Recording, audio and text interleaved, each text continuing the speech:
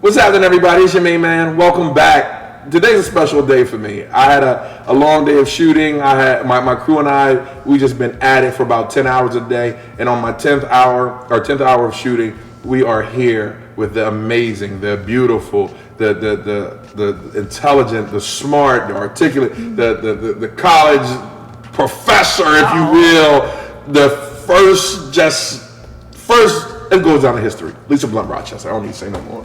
Hey, Lisa, how you doing? Ivan. Thank you so much for showing up. You are amazing. No, you are amazing. Oh my God. This is going to be like an amazing fest. So with all that being said, tell me, who is Lisa Blunt Rochester? Ooh, Ivan. Well, I think I'm a problem solver and an advocate. That's one of the things that I have been saying about the focus of the campaign. You know, as a person, it's interesting you should ask that question. A long time ago, I went on a retreat, and in this retreat, you had to sit across from a partner and say, "Who are you?" And they kept asking that question over and over again. Who are you? And I would say, I'm a mother, I'm a daughter, I'm a writer, I'm a pet owner, I'm a UD, you know, and I was listing all of these labels, and then it just started coming fast and faster and faster. And then at one point I just screamed out, like, I'm alone. You come into this world alone, you leave alone. And one of the things that the woman who was kind of facilitating said is that when you break that word up, it's that we're all one. And I never really thought about it before, that you know, who am I? We all carry all these different labels and titles, but at the essence of it, I think that we are connected and we're all love, all one.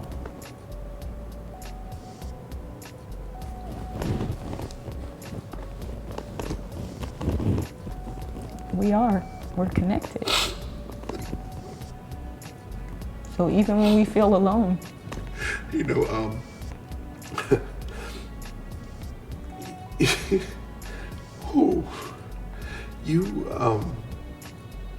you said something that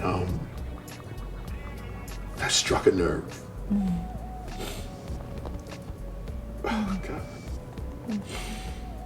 You when I made a video for my father when my father passed, and my friend came over, and he came over, and he asked me, what was it like watching your father die? And I said, it was one of the hardest things I had to see. So something told me to hit record. So I hit record. I had my camera stuff set up, and I hit record. And I was just talking and talking. And I was telling him what it was like watching him take his last breath. And I said, you come in this world alone, and you leave alone. And when you said that, it was like I was looking at him, looking through your eyes. He's here. He's here. I'm sorry, I know this is not part of the No, but there's a reason why that came out, for you to know. He's here. Like my Charles is here. Yeah. Now, Charles, you have someone too that transferred.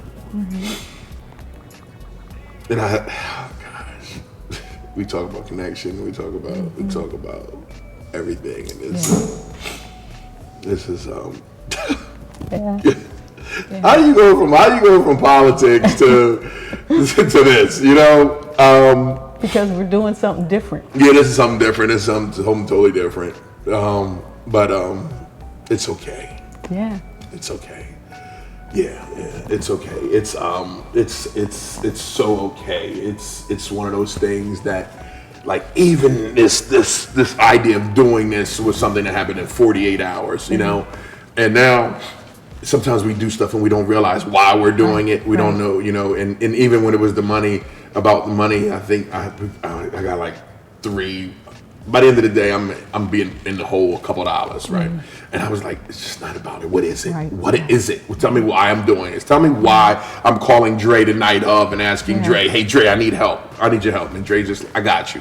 Why? And it's here. It's this moment. It's this moment of us understanding that it's okay and we're really not alone. Right. Even when we think we are. We're all one. So with that, with us not being alone, right, and with us having loved ones and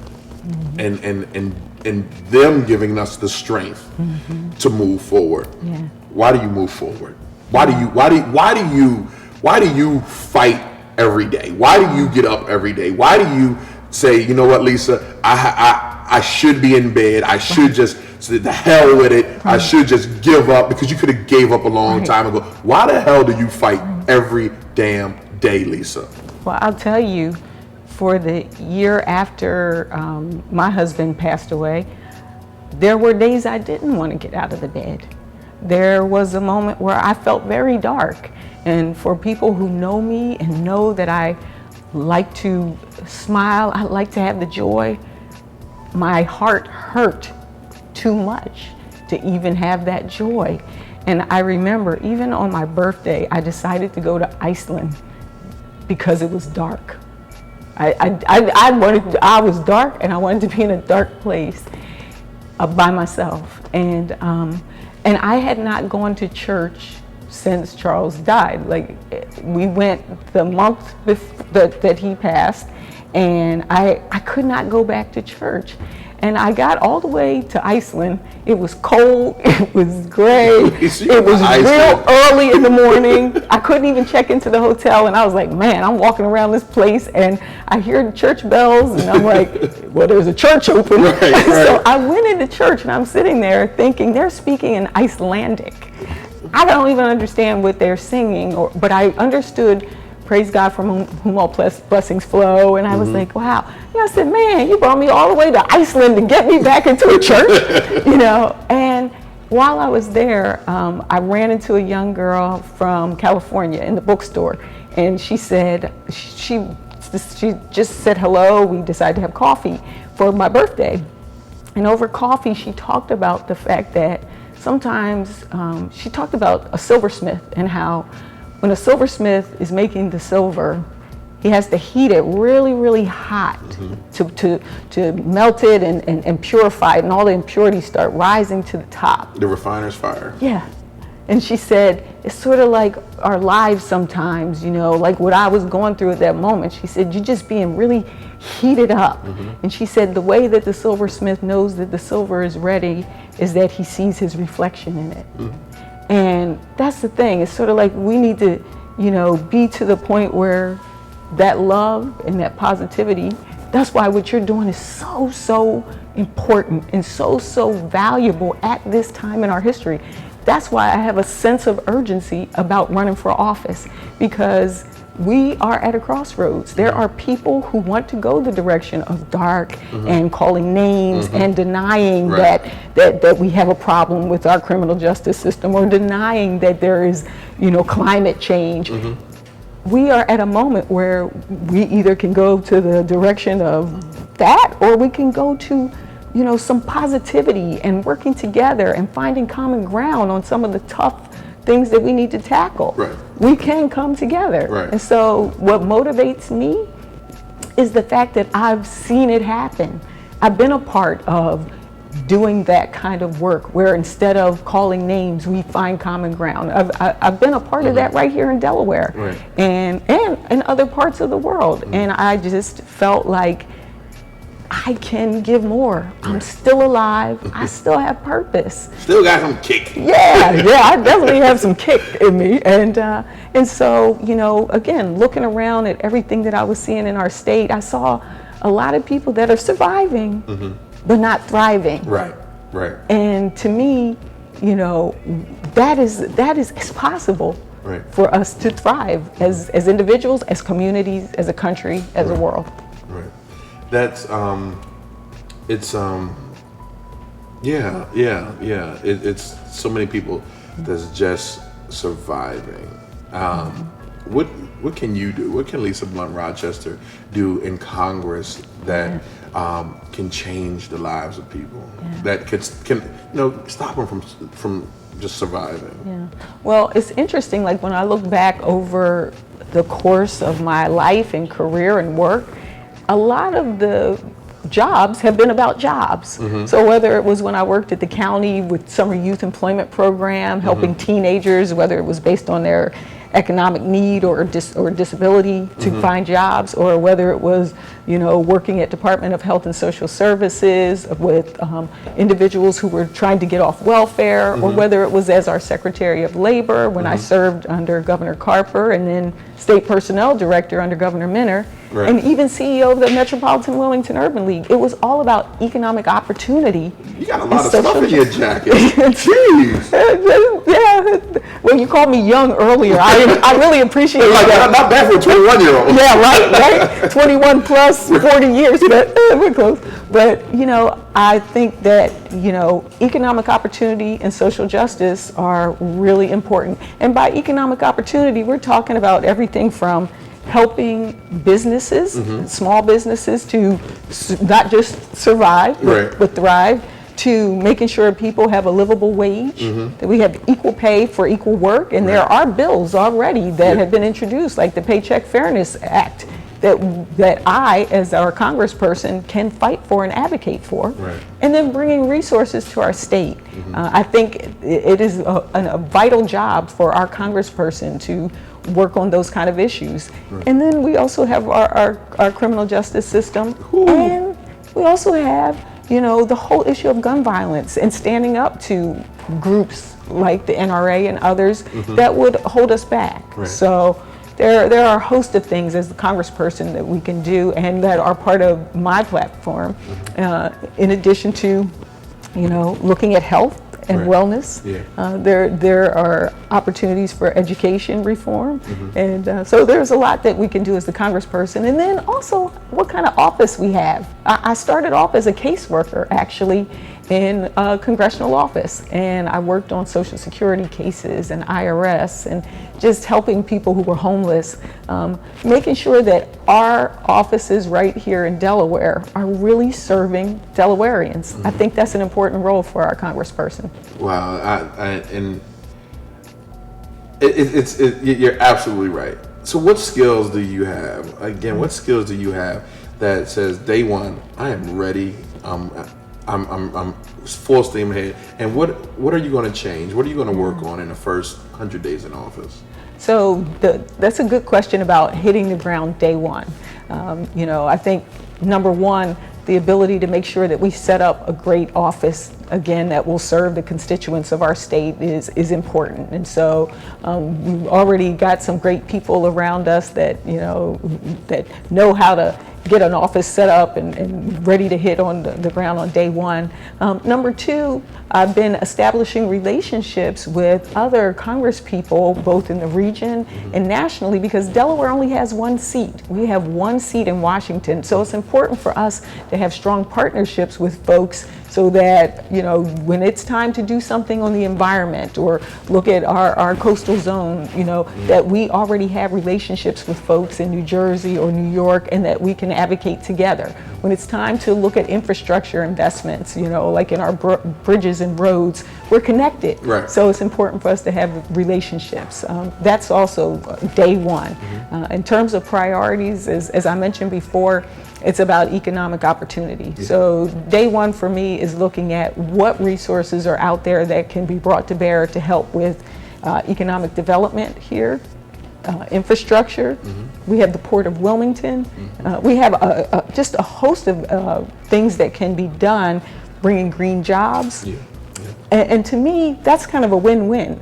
Instead of just saying, oh, I don't believe in climate change, let's flip that and say, no, we do see changes, and how can we bring jobs here? How can we do the research and development to make sure that we're prepared for the future, not trying to pretend that what is happening doesn't really exist. So I'm ready to hit the ground on day one. And other people believe in you to hit the ground day one. We're talking about Tony Allen, one, Emily, I can't even get it right. Get it out. Emily's List. Yeah. They endorsed you. That's a big endorsement. It was a big endorsement. And Emily's List, a lot of people think Emily's a person, but Emily stands for Early Money is Like Yeast, which is very important. It makes the dough rise. Can the church get an amen? Yeah, so when I was mentioning before the whole issue of looking at green jobs, what other opportunities are there for us up and down the state, our infrastructure. The important thing about the infrastructure, that's our bridges, our roads, that's our trains, the rail system. When you invest in those kinds of jobs, when we bring the resources to Delaware for those kinds of jobs, they're not jobs that can be shipped to other places. Exactly. And they're jobs, they're good paying jobs that folks can support their families, buy homes. And so in terms of economic development, it's sort of a cycle. Right. When people are working, then they can actually shop. They can go out to dinner. That disposable income means a lot at that point. Yeah. Exactly. And then also the whole idea of, as a congressperson, we can work on things like our tax code, making sure that it's simpler and it makes it easier for small businesses. The majority of our businesses are small businesses in our state. I mean, what it's like to be, not a multi-million-dollar corporation. And so. So we got to support. That's right. Yes. Speak those things that are not as though they were. So it's important that we invest in them, make sure there are tax credits, but also a simplified tax system. And so those are some of the things that I would be working on to spur economic opportunity and development here in our state. You have a saying, and the saying is, why say together forward instead of forward together? Can you explain on that? Yeah, so a tagline sometimes when I sign a letter, I'll say together forward. And somebody said to me that you should instead say forward first. I said, no, I'm saying together forward because we got to get together first. We got to come together. Right. When we come together and walk forward, then it makes good sense, and that's the direction that we should be going in. So for me, the whole race is about us coming together and moving forward. Can you be that bridge to bring people together? I think so. Now that you pretty much almost said at my age, I'm 54, so I think I said 21, Lisa. Yeah, I like 21, but it's not true. So I'll ride with 28. But I do really think it's important, though, to think of ourselves as those bridges. Everything from the fact that we have millennials who are doing important things, and that we want to make sure that we're actually making life more exciting and better for them, and that they have a purpose here and not leaving the state. Right. To our seniors. We have a lot of seniors in our state, particularly in Sussex County, and I've been going all around having like roundtables with people, whether it was the young professionals or senior citizens. I've met with young kids, and people really do want a great quality of life. They don't want to just survive. And so to me, being able to be that voice and take that to Washington and is important. It's important. Why do you feel such a sense of urgency right now to do what you're doing? When I first decided to even make the run, it was at a time when, as I said, I was sort of coming out of my own, feelings, and I just started looking around at other people and saying, others are going through a lot of stuff, whether it was individuals whose family members were being shot. When at that time the newspaper was talking about Murder Town, and there was that potential show, and I was like, that really doesn't ring true. And then again, I just looked at so many of the issues that were happening and listened to the rhetoric that was happening across our country. And that made me know that it's not the norm, you know. I mean, even the fact that we have so many people running for office, some people think that's a bad thing, but in a way, it's people saying, enough's enough. We got to make a change. Yeah, we got to make it. Yeah, we have to do something different. There is a lot of people running. Yeah, we got like half of East Side running. This is true. This is true. I digress. But think about it though, and that's part of the message. You might not want to run for office, but there are things that you can do, whether it is volunteering, whether it is, saying, you know what, maybe I'll leave this job and work at a community center, or maybe I'll start my own business. But to me, it is about doing something different and doing something positive. Now let me ask you this, Lisa. What was it like? What was the conversation like when? Because you said you never had ran for office before, right? What was it like making that phone call or telling your dad, Ted Blunt, who has a very successful career in politics, and even your sister Marla, your younger sister Marla, like, hey, I'm thinking about, or I'm going to run, or how did that conversation go? Wow, it's so funny because it's sort of jumbled in my mind, because I think my sister Marla kind of had that in the back. She maybe knew before I knew that this might be something. And people had actually talked to me about it years ago, but I never felt called at that time, And when I talked to my dad, I think he was more quiet, which for those who know Ted Blunt is kind of unusual that he would be. And I think part of that was, he knew how challenging it is to run for office. Because you're going for Congress. You're not running for and no disrespect to any other office, but that's right. You're not running for like city council. You're coming out the back like, yo, I want to make a change and I want to make it on a big level. Yeah, and I remember him being very conscious about asking me, is this what you really want to do?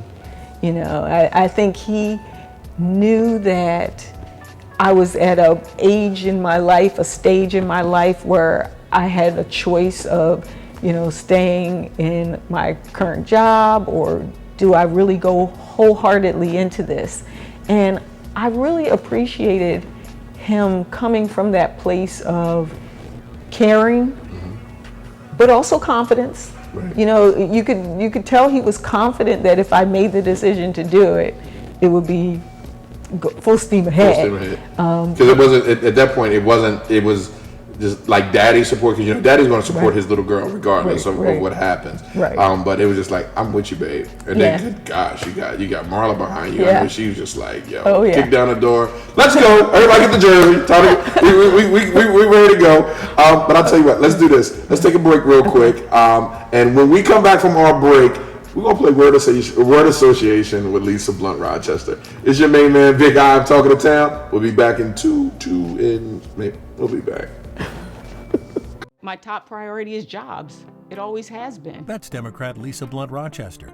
As Secretary of Labor, Lisa managed 500 employees and an $87 million budget. Delaware's largest newspaper said Lisa transformed her department into a high-profile jobs network. It's about better jobs, not just more jobs. And Lisa really gets it. Now Lisa is running for Congress to raise the minimum wage and focus on good-paying jobs for Delaware. I'm Lisa Blunt Rochester, and I approve this message. Woo!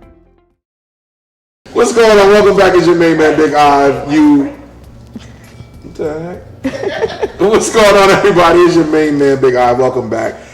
All right, so you've seen the crying, you've seen the laughter, you've seen Lisa talk about everything about her candidacy of running for Congress and why she's running. But now you're back to see a part of Lisa that you probably never have seen before. The one that smiles and laughs and has a good time. We're in association with Lisa Blunt Rochester. You ready, Lisa? I'm ready. All right. Okay, no, I'm not really ready, but let's go. All right, let's go. Blue. Green. Love. You. Family. Mine. Marla. Fun. Oh, fun. Ooh, dance. Happiness. Joy. China. New. Delaware. Home. Wow. Why did your body go to the right, to the left when you said that? That was just like... It was love. It felt love. That's another thing. When I have to say, we're talking about the sense of urgency. I've been in this state since 1969. My family came here. My dad got a job at People's Settlement. And Delaware has always been home. You know, even when we left the country, we always kept our house here because, you know, and Charles would say, oh, we're going to Lisa's house, because I just always loved Delaware. The good, the bad, the beautiful, the beaches, the farms, it is home. And it's something about home that it's just one of those words that warms your heart. You know, so you said Delaware, I said home. Wow. It was like home. It was like Stephanie Mills. There's no place like home. Right. And I'm gonna tell you that movie, whether it's The Wizard of Oz or The Wiz, is. Oh, give me some on The Wiz. Oh my. What's your best scene from The Wiz? Well, there's so many like funny ones, because I love Easy on Down the Road, of course. But, Right. And I always cringe at those monkey things. Yeah, right. Oh my God. They scare me to death. But I love the Stephanie Mills singing of Home. Yeah. I like Diana Ross, but it just wasn't, you know. It wasn't Stephanie Mills. It wasn't Stephanie Mills. Yeah. But the thing about that movie that I love so much is that it's the hero's journey that we all take, you know, and the realization that everything you need, you already have. You just have to believe it. And this process for me, even running for Congress, you know, I started in a place where I knew I was supposed to take that step, you know, on the yellow brick road, but I got stronger and stronger as we have gone along. And you have to realize that you already have the brain, the heart, the courage, like you have it all. And home, it's Delaware. Right. You have another movie that you talk about sometime, Finding Nemo. Oh yeah. What is it about? What lesson? What is it about Finding Nemo that you like? Yeah, it's funny you should bring it up. I had on my Finding Nemo t-shirt earlier today, and my sister Marla and my niece Hannah got it for me, and I even have a mantra bracelet that just says, just keep swimming. And that's it. That's part of this process and this journey too. You know, even when you want to give up, you know, back to the question about getting up out of the bed, even when things are tough, when you lost your job, when you don't know how you're gonna pay that light bill or whatever it is, just keep swimming. Just keep swimming, you know. I love that. And that's the same with us as a country and as a state, you know. I love the you know, when President Obama talked about that more perfect union. It's the aspiration, you know. And so with this run, you know, some, you know, kids and others have said, oh, this has been inspirational to me. But I want it to be more than inspirational to them. I want it to be aspirational. I want them to aspire to something for themselves and for their neighborhood or for their country. And that aspiration is the thing that is inside, you know. I can't give that to, you know. Right. So I want this also to be not just an inspiration, which is fleeting. I want to be able to pass a baton, right, you know, because somebody else had the aspiration to run for Congress. Yeah. That's awesome. It's like the modern day Shirley Chisholm. Oof.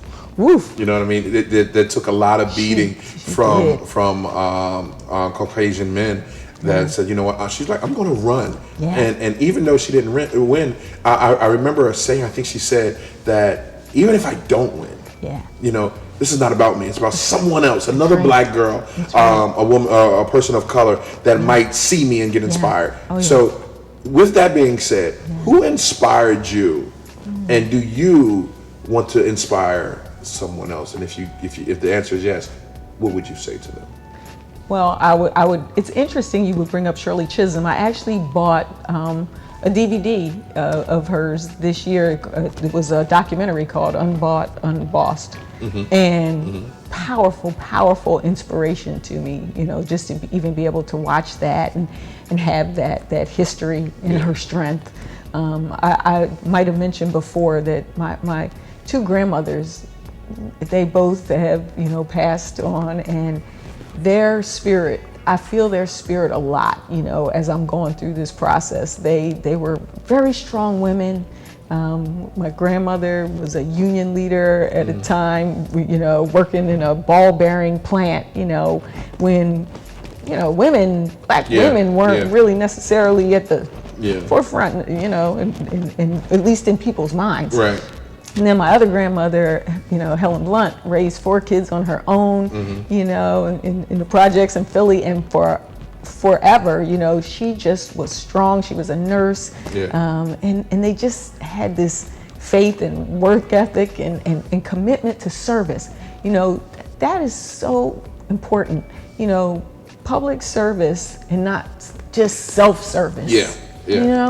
So they inspire me.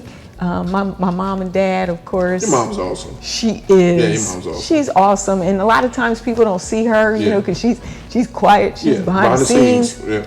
But she's strong. She's strong. She got tree. Yeah, definitely. And again, there are so many people that are inspirational. And my kids inspire me. You can see that. They're good people. It's funny when your kids are, you turn to them and they can give you advice, and they can say, hey mom, you might want to add a little bit more video to your website. Right. You might want to, do with all the different suggestions that they have for me. They keep me grounded. Awesome.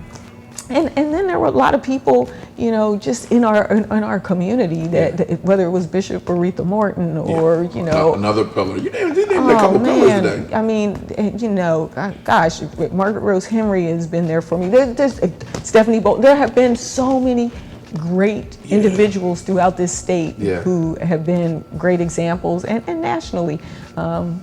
Inspiration-wise, I'm going to go back to what I would say to anybody who is watching this or who is considering doing something like this, that be your authentic self. One of the things, I've learned a lot of things throughout this past 10 months. First of all, you're stronger than you think. The second thing I would say is, again, be yourself. When you try to be a version of somebody else, it doesn't work. It worked for 2 days. Yeah, if it works at all. Yeah. And you're good enough. Yeah. And that when your intention is about, positive things like yours, it works, not just works out. It is phenomenal. Yeah. Lisa, thank you so much for coming out. I appreciate you. Thank you so much. You. For more positive news in the state of Delaware and in this wonderful city, or about this race or what's going on, stay tuned to DETVCH.com, and we're going to bring it to you. All right? Thank you so much.